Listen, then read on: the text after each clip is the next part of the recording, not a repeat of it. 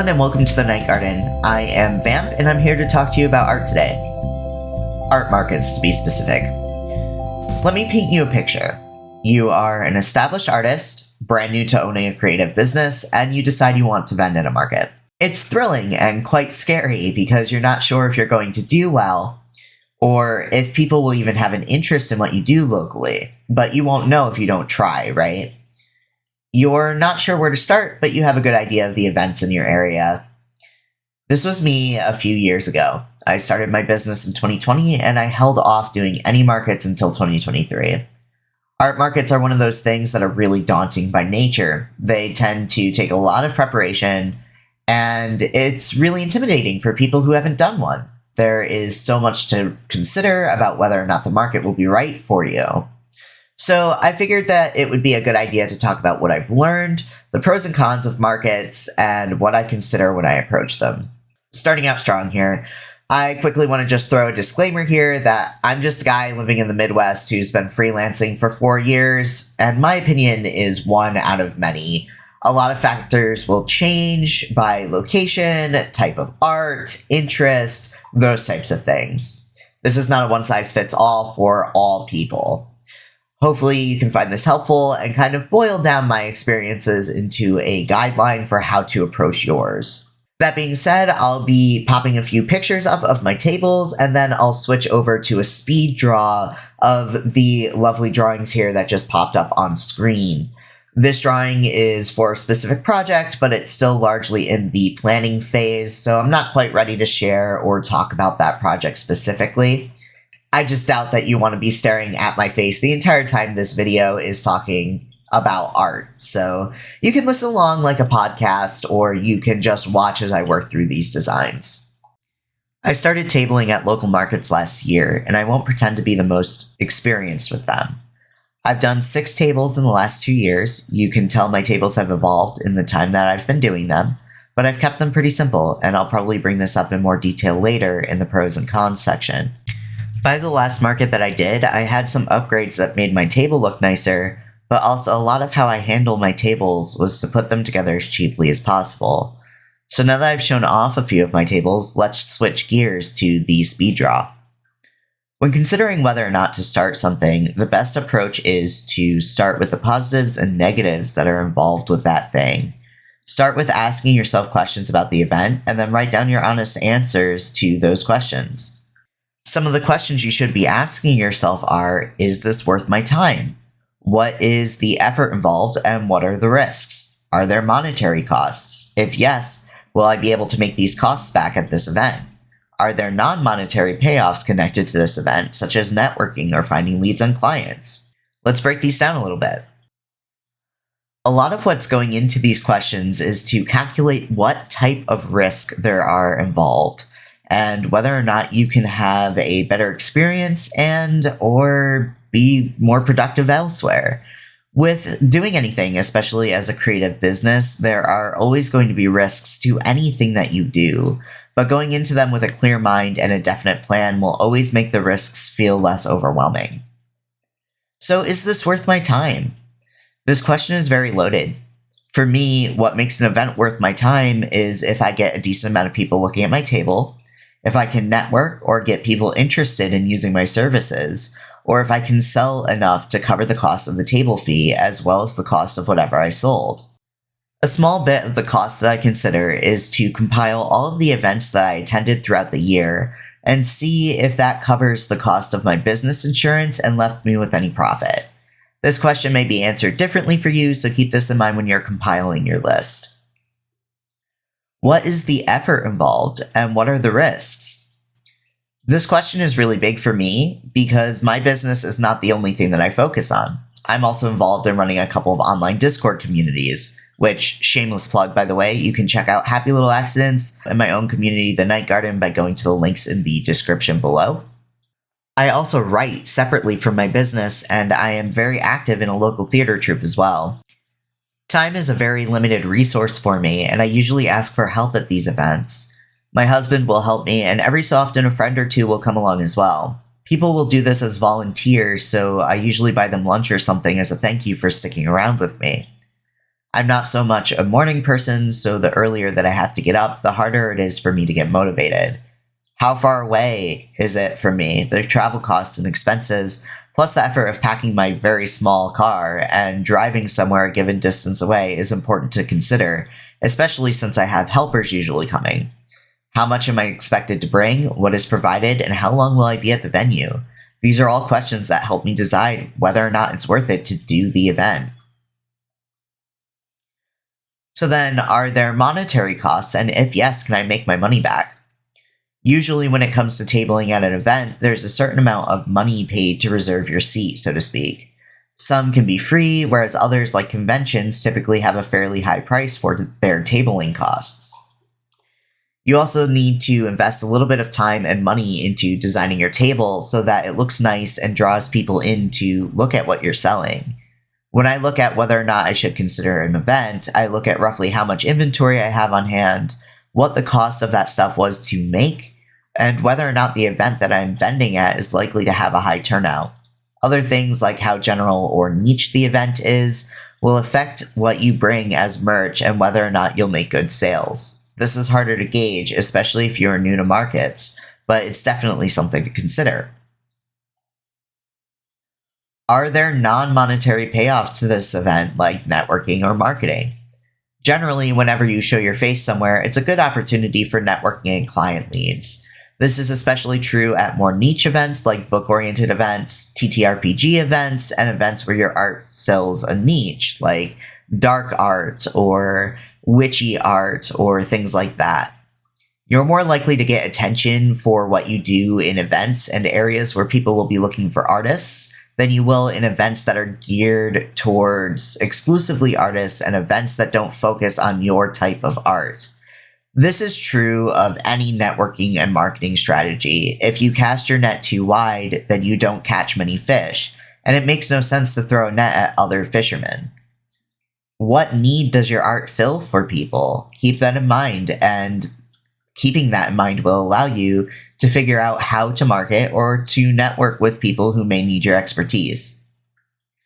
Okay, I know that I have thrown a lot at you in a very short amount of time, but there's a lot that goes into planning an event like this. So with that in mind, let's launch into the pros and cons of markets. When it comes to looking at the pros and cons of anything, I think it's important to weigh the pros first. In general, I find it easier to handle looking at the positives first because negatives are discouraging and can make it so that you lose motivation on your plan. When you think up the positives first, it's easier to look back at your list of good things as tangible and keep your perspective on the negative more realistic instead of skewing you into a negative mindset. Again, based on your precursor questions, your pros may be different from mine, but let's look at my pros list as an example. For me, there's a few things that I look for. These things will automatically be a pro for me to do an event no matter what the event is. It's in my city, it's low cost or free to vend, the market has a niche, it has a limited number of hours, and it's marketed by the venue. If it's in my city, it means that there's low travel costs, and I can ask friends for help manning the table. If the venue is low cost or free to vend, then that means that I have more opportunities to make my money back and cover additional costs, and maybe get a bit of profit. I mentioned in passing when talking about the precursor questions that displays and stuff for the table are needed to draw people in, and this can be expensive. Keeping costs low and getting a small profit in particular are important because whenever I don't have a profit, I wind up not getting paid for my work and ultimately cannot sustainably keep the business running. If the market has a niche, then this is a pro because people are more likely going to be interested in what I'm selling. Think of a niche as a place you fit in that's more specific than the general umbrella of art. This might look like doing conventions as a fan art artist, or maybe doing a goth or alternative market if you make dark art. This is something I've learned is a pro for me recently, and most of the markets I've vended have been extremely loose in subject matter. You can think of vending at a general market as kind of like shouting into the void. When your market has a niche that fits the art that you are selling, you're not fighting as hard to get people to see what's special about your work. They already see it because it's in the realm of things that they enjoy. If the market has a limited number of hours, then that gives me an idea of how long I'll be working and how much I'll have to make above my initial costs to cover my hours of labor. Usually when I have people with me volunteering their time, I'll try to buy them food as well if they're working through a mealtime. Usually I try to shoot for events that aren't longer than 4 hours or that have a limited sales window. If the market is advertised by the venue, then that takes a lot of the legwork away from me. I can mention that I'll be there, but I'll also be listed as a vendor on the marketing for that event. This saves me a lot of time, and I can basically just post a few reminder posts the day of the event to bring people to their direction. People who might not have seen the marketing will come because they're a fan of my work, and conversely, I'll have a lot of people check out my work and find out who I am that otherwise would not have known that it existed at all. It's a win-win situation. Now, it stands to reason that everything on my pros list holds the opposite as a con, but let's look at the way that these pros could be negative for me. If I only go to events in my city, then I am severely limiting my own access to people outside of my immediate bubble. This limits networking options and also always shows relatively the same pool of people the artwork that I vend with at my tables. People won't need to buy multiples of the same artwork, and they'll lose interest if I don't update with anything new. If the market is low cost or free to vend, then it's likely low cost or free to attend. Where there's nothing wrong with this, people do tend to subconsciously value things that they haven't paid for as much less valuable than things that they have. This means that I'll have to work harder to get people to pay attention to my work and be willing to pay the price that I set for the cost. If the market has a niche, or if I only go for markets with a niche audience, this again severely stunts the metric of how many eyes view my work. And it can be argued that the people viewing in a general market would not be willing to buy anyway, but you never know. You might surprise someone. This has never personally been the case for me. I've had plenty of compliments on my work that don't convert into sales, but this is just to argue the point. If the market is limited in hours, then that understandably sets a limit on when people can come to your vending table. This can also make it so that people who would be interested normally have a harder time coming, or they find out too late to stop by. If the market is advertised by the venue, then you don't have the opportunity to add your own unique flair to the marketing, which can lose leads that you'd otherwise be able to get the attention of. That being said, typically venues have way better marketing opportunities than solo artists do, so I think this one is fairly neutral. There are two sides to every coin, and ultimately your pros and cons list will come from what is important to you as a creative business owner. With that, I'm going to slide a little bit more into personal conjecture and talk a little bit about my own experiences with markets. If this isn't your cup of tea, the chapter times are marked in the video description or on the timeline, so feel free to skip this session. So let me start out by saying that just like my YouTube channel, I have both digital and traditional artwork that I sell at markets, but my stock heavily skews digital. I have two original traditional pieces that I've had a lot of people stop and stare at the last two markets, but for the most part, people seem most interested in my stickers.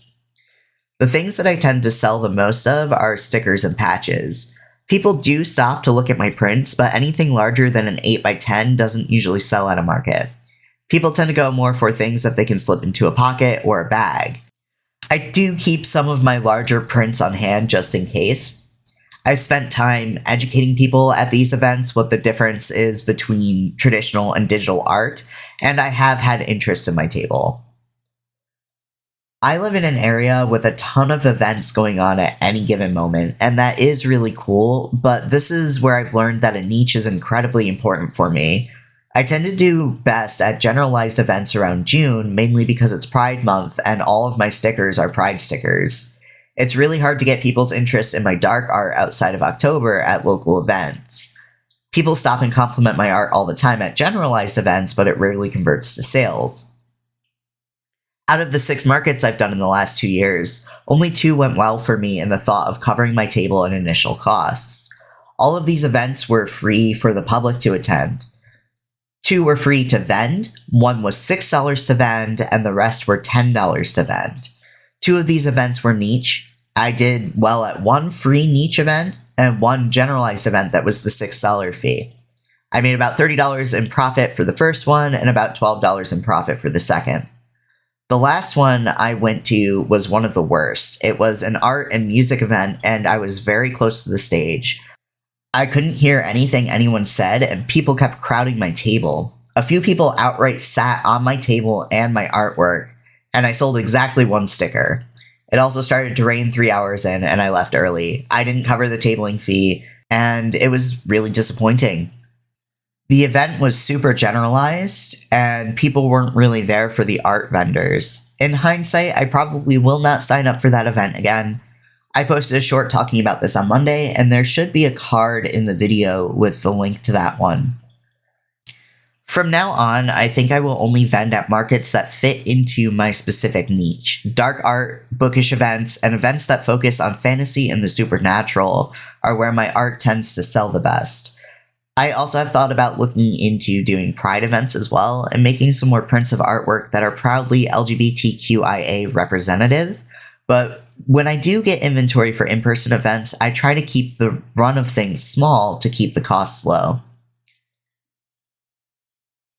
Ultimately, what all of this leads up to is that the pros and cons of doing a market very much depend on what your goals are by doing that market and how much thought you put in before doing the event. I hope that this dive into the things that I have considered helps you as you start to plan your own foray into tabling art markets. If you like deep dives like this, then make sure to like and subscribe. I have some tutorials and mentorship updates coming soon, and if you've had any experiences with art markets or have any questions for me, leave me a comment below. I'd love to hear from you. Thank you to all of the Ko-fi and Patreon supporters. I couldn't keep doing these videos without you. You guys keep me going, and thank you for everything that you do. And as always, I hope that you are all taking care of yourselves, drink your water, and do what you can.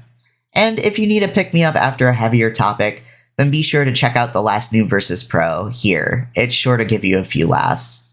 Goodbye, everybody.